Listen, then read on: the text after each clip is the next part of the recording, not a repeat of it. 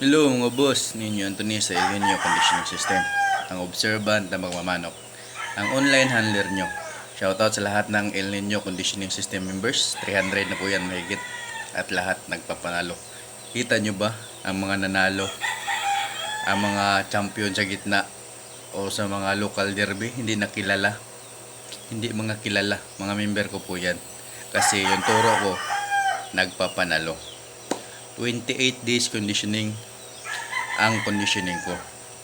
Andyan na lahat at sigurado sa araw ng laro gagalaw manok nyo. At nakakauna, relax kung ilagay, hindi sagasa, hinihintay lang kalaban, lalapit, pag malapit na papalo ng sulid. Kaya sigurado may paglalagyan. Ganoon po ang turo ko. Lamang sa panalo. Ang dami na nag-champion. 300 mahigit, magbasa kayo dyan. May nag-bash ba? Diba wala? Yung mga nagbabash, mga bago yan na hindi pa nakasubok sa El Nino Conditioning System. Pero ang mga nakasubok sa El Nino Conditioning System, nagpapanalo. Tuloy-tuloy ang panalo. Siyempre, may talo din. Kaso lang, kampante na sila masyado sa ginagawa nila. Hindi nila napukusan kasi akala nila pag nakakondisyon na, pag nakita nilang malakas ng palo, yun na talaga ang pinakadabis na manok sa manok at lamang na. Meron pa rin mga faktor ang swerte, may mga faktor ang pagtatari, may faktor ang pagpahinga. Kaya huwag kayong makampante. Kung naka-El Nino conditioning system kayo, huwag kayong makampante na magaling na sa last paring manok nyo, madoduplicate yan. Pinabayaan mo naman ang pagpahinga, pinapayaan mo naman ang pagtari. Kaya medyo bababa ang score, bababa ang performance ng manok mo. Kaya huwag kang makampante.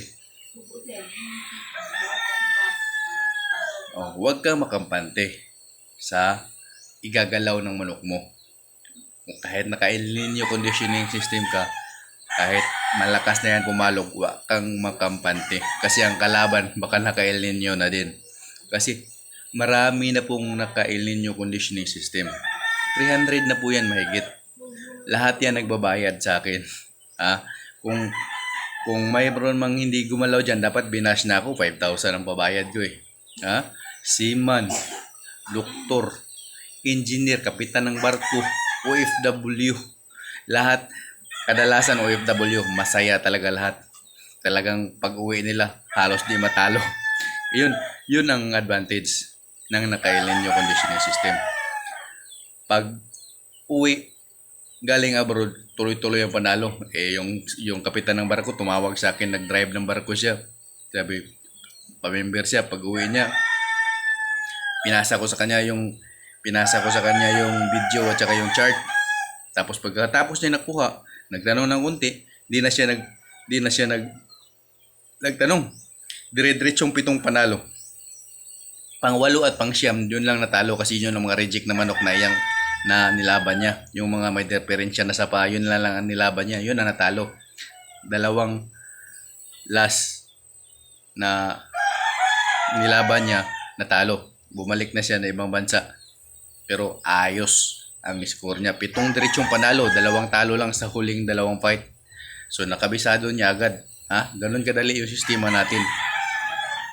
Isisend ko lang sa inyo ang video at ang chart. Kaya sa gusto magpamember na kayo. 5,000 po ang membership ko. Pwede kayo makiusap, mag-down kayo ng kalahati. Kumpletuhin nyo na pag mag-champion o manalo na kayo. Ganun po. Hindi po ako ganun ka damot. Dati libre nga to eh. Libre to, ang dami magbasa. Yung mga nagpapasalamat kadalasan sa comment dyan, mga nakalibre yan dati. Yung mga nagcha-champion dyan, nagpapasalamat, mga nakalibre yan sa mga turo ko dati. Dinilit ko na yun. Yung mga specific na turo sa mga sikreto ko, dinilit ko na yun. Itong mga turo ko, may chance pa kayong manalo dito. Pero iba pa rin yung sikreto. Kasi yung sikreto, yun talaga yung pinagkakitaan ko eh. Yun yung mga turo na hindi mo pa marinig sa iba. As in, Kahit sinong vlogger, wala pang gumawa sa turo ko na yon. Talagang magpapanalo ka pag matututo ka. Dali lang matutunan yung turo ko. Kasi 300 mahigit yung member ko, pero lahat sila walang nag-bash. Lahat sila nagpapasalamat. Unang araw pa lang, isang linggo pa lang, nagpapasalamat na sa palo na ginalaw ng manok nila. Magtaka ka, mistisuhin manok mo, magiging super. Ha? Native manok mo, magiging super ang palo. Yun ang turo ko. Kaya wag na kayong manghinayang sa investment nyo na 5,000 sa conditioning ko. Ilalaman ka naman sa panalo. Isang championan mo lang yan, bawi na yan. Baka magpapasalamat. Yung iba nga, ang dami nga nagpapasalamat sa akin. Fully paid na ha. Fully paid na. Nagbibigay pa bawat panalo kasi nai-impress sila sa galaw ng manok nila. Ganun kagaling yung turo ko. Kahit fully paid na, dinudubli pa, malaki pa binabalato kaysa sa fully paid. Ganun po, nakaranas po ako ng ganyan. Kaya salamat po sa mga nagtitiwala sa El Nino Conditioning System. Mga nagdadala ng ganyan, mga probinsyano, marami ako dyan. Oh, dapat binabas na ko kung di pa gumalaw yung mga ganun. Yung mga nagdadala sa mga ranger. Marami akong member na ganun. Na gumagapang sa bundok, mga ganun, mga probinsyano. Marami akong member na ganun, mga retired police, retired army. Lahat ng naka-uniforme, member ko.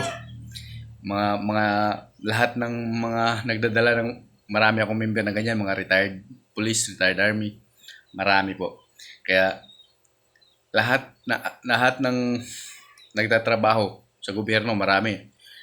May sa LGU, mula Kagawad pataas, meron ako member dyan. Magbasa kayo sa mga upload ko. Andon pa mga screenshot. Dinilit ko lang yung mga pangalan kasi siyempre, for their privacy na rin. Kasi farm sila, pero nagpapaturo sa akin na backyard. Ako, nagtatrabaho ako dati as a handler. Ilang beses na sa Bulacan, nakapaglaban ako. Back-to-back champion ako dyan. Sa Bohol, dumayo ang manok ko, panalo. Wala akong talo sa Bohol. Dumayo ako sa Mindanao, panalo din. Ha? Dumayo ako sa Ormoc, panalo din. Dito sa amin, sa Talisay, Cebu, panalo din ako dan. Ha? 3 hits dyan. Muntikan ko ng ma-champion.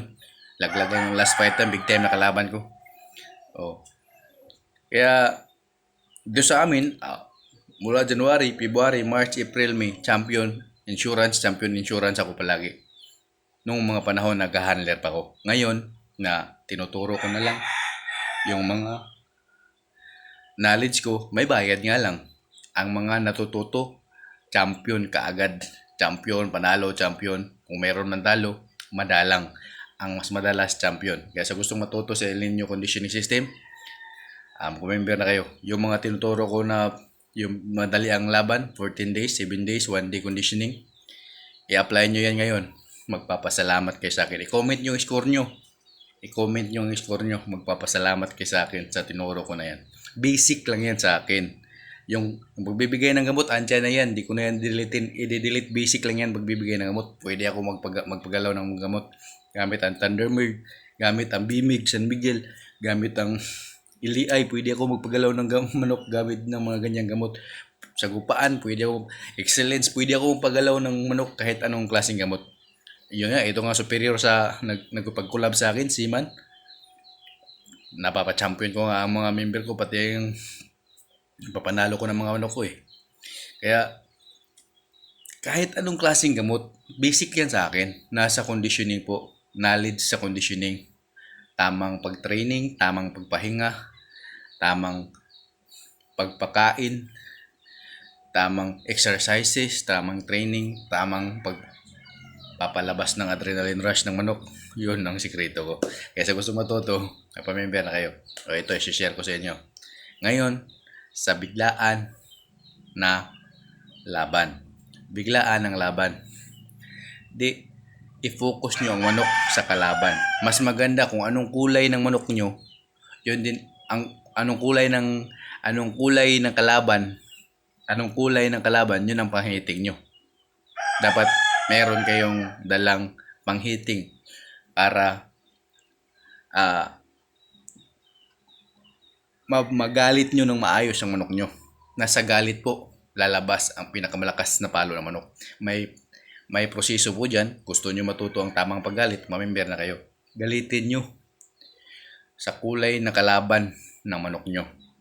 Kaya kung may mahiraman ka kung wala kang dalang kakulay ng kalaban, edi manghiram ka sa mga patuka ng iba na kakulay ng kalaban mo. Alamin mo ang kulay ng kalaban mo, lalo na sa ulutan, makikita mo naman kalaban mo. Kaso ako nasubukan ko na to. Yung kalaban ko ang iksi pa ng tahid.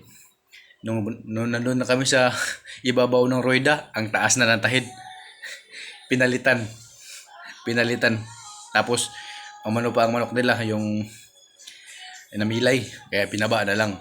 Pero hindi ko nireklamo yun kasi kaya yun ng manok ko. Binaba nga lang yung manok kasi namilay sila. Ako pahit ako doon kahit pinalitan nila ng malaki yung manok. Hindi ako nakita ko na sa tarian pa lang, nakita ko na ang manok nila pinalitan. Pero hindi ako natakot. Hindi ako matatakot pag manok lang yan. Hindi ako matatakot dyan. Lalo na kung pera mo, walang ibang paglalaanan. Yung pera mo, talaga, panglibang mo lang sabong, hindi ka kakabahan.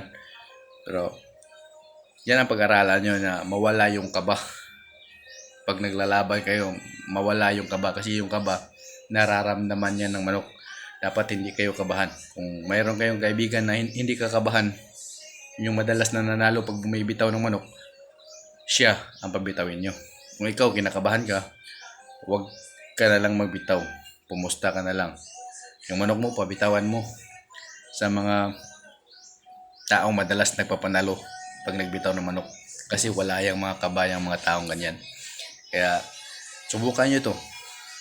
Ngayong araw, ilaban nyo kahit hindi nakakondisyon manok nyo. Kung sinunod nyo yung 1 day packet conditioning ko, pwede na kayong manalo.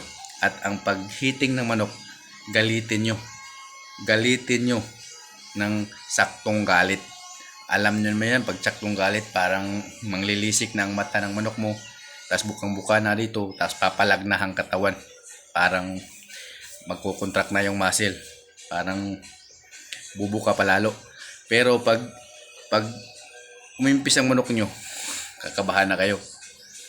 Dapat pag ginalit nyo, yung humihigpit ang katawan ng manok. Yun, pag humihigpit ang katawan ng manok, galit na yun. Ihinto nyo na pag-hitting, pakalmahin nyo. Himasin nyo ang dibdib para kumalma. Tapos pag bibitawan na, siyempre, pag bibitawan na, ilayo nyo para dumiskarte. Kasi kung pag ilapit nyo yan, may tendencying aabante yan, aangat. Ang kalaban kung aangat din, parehas ang patabaan. Pero kung ilayo nyo yan, didiskarte yan. Didiskarte na may galit. Pag discarding may galit ang manok, pagkadikit niya na kaya na niyang patamaan, uunang papalo yan. Yun po, dapat ang alam nyo. Dapat malayo palagi ang bitaw nyo. Kasi kung malapit yan sa aktual na laban, paparehasan ng tatama yan. Kung parehos kayong kilikili, tabla. Kung sa'yo kilikili ang kalaban, kita lang, pilay, patay ka. Diba? Pero ba't ko tinuturo na sa malapit ang bitaw sa sparring? Para kung masubuan ka, alam na ng manok paano pumalo. At alam na niya ang anong malakas na palo. Alam na niya. Pero mas maganda talaga sa aktual na laban, ilayo mo. Kasi galit ang manok mo, didiskarte siya na may galit. Kung malapit na niya papaluin niyang makauna siya. Ganun po yun.